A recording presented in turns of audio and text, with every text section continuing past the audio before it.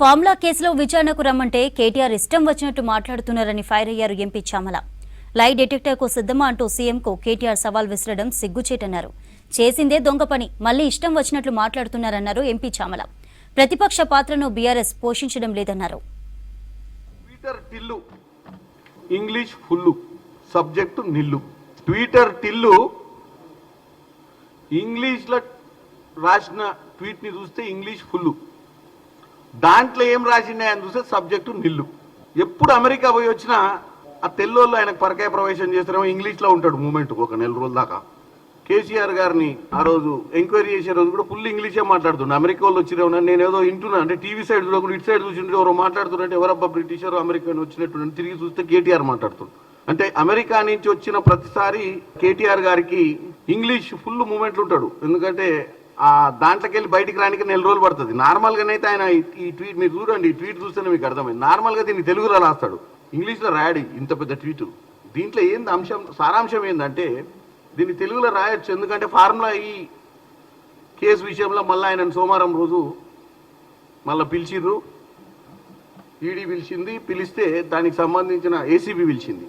దానికి సంబంధించిన దాని మీద ముఖ్యమంత్రి గారి మీద అక్కసు వెళ్ళగలుస్తూ ఇక నువ్వు నేను ఛాలెంజ్ చేసుకుందాం. నేను ఈ మధ్య ఇంకోటి ఇన్సిడెంట్ జరిగిందని నాకు నిన్ననే ఎవరు చెప్తారు వాళ్ళు. ఈ మధ్య ఆయన అమెరికా పోయినప్పుడు ఎవరు ఆయన చూసి మహేష్ బాబు లెక్కున్నావు అని అన్నాడంట. అదో పెద్ద పరిశాన్ పట్టుకుంది ఇప్పుడు.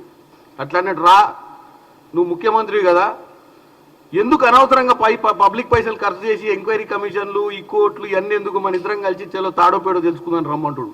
ఎవరిని? ముఖ్యమంత్రి రేవంత్ రెడ్డి గారిని. నీ మీద కూడా పాత కేసులు ఉన్నాయి కదా, నా మీద కూడా కేసు ఉంది కదా, ఇక మన ఇద్దరం ఇవన్నీ ఈ ఊకే ఏసీబీలు ఈ కోర్టులు ఇవన్నీ కచేరీలు ఎందుకు, ఆల్రెడీ రాష్ట్రం అప్పులపాలైందని కూడా ఈ కేసులన్నీ బంద్ చేద్దాం, ఇద్దరం కలిసి నడి రోడ్డు మీద వద్దాం, వచ్చి లై డిటెక్టర్ టెస్ట్ పెట్టుకుందాం. నీ ఒక ప్రజా ప్రతినిధిగా నీ మీద ఒక అబాండా వచ్చినప్పుడు దాన్ని సరిదిద్దుకునే ప్రయత్నం చేసేది ఉండే. మరి ఈరోజు ఎందుకు ఛాలెంజ్ చేస్తున్నావు కేటీఆర్ గారు అంటే ఫ్రస్ట్రేషన్ పీక్కి వచ్చింది. ఇక్కడ సబ్జెక్ట్ ఏంది, నువ్వు క్యాబినెట్ ఆమోదం లేకుండా ఒక మున్సిపల్ శాఖ మంత్రిగా నువ్వు ఇంత డబ్బు నువ్వు అకౌంట్లకు ట్రాన్స్ఫర్ చేసినావు అనేది సబ్జెక్ట్. అవును, నువ్వు తెచ్చుకో, ఇప్పుడు నువ్వు ముఖ్యమంత్రి అయినావు కానీ నేను ట్రాన్స్ఫర్ చేసింది వాస్తవమే, నువ్వు తెచ్చుకోవచ్చు కదా అంటుండు. ఇక్కడ సబ్జెక్ట్ ఏంటంటే నువ్వు చేసింది తప్పు కాబట్టి ఎంక్వైరీ నడుస్తుంది. నీ స్వలాభం కోసం ఆ రోజు నీ మిత్రులకు సపోర్ట్ చేస్తామన్న ఆలోచనతోటే నువ్వు క్యాబినెట్ ఆమోదం లేకుండానే నువ్వు ఒక మున్సిపల్ మంత్రిగా ఉండి స్వనిర్ణయం తీసుకొని నువ్వు ఒక అకౌంట్లోకి వెళ్ళి ఫారెన్ ఎక్స్చేంజ్ అంటే ఆర్బీఐ గైడ్ లైన్స్ ప్రకారం పర్మిషన్ తీసుకోకుండా 44 కోట్ల రూపాయలను నువ్వు ట్రాన్స్ఫర్ చేసింది అనేది నీ మీద అభియోగం. అంటే ప్రజలకు మనం ఏం చెప్తున్నావు, అవునబ్బా నేను కొట్టినా, ఎందుకు కొట్టినా, నేనేమన్నా నల్ల పైసలు ఇచ్చినా, తెల్లయ్య కదా కొట్టినా అంటావు. తెల్లయ్య కాదు నల్లయ్య కాదు, నువ్వు కొట్టుడే తప్పు అనేది ఇక్కడ. దాన్ని కూడా నువ్వు సమర్థించుకునే ప్రయత్నం చేయడం అంటే నీకు ఒకటి అంబేద్కర్ రాసిన రాజ్యాంగం మీద ఇప్పుడున్న కోర్టుల మీద నీకు నమ్మకం లేదు. కోర్టుల పంచాయతీ ఈయనది ఒక పంచాయతీ ఏసీబీ.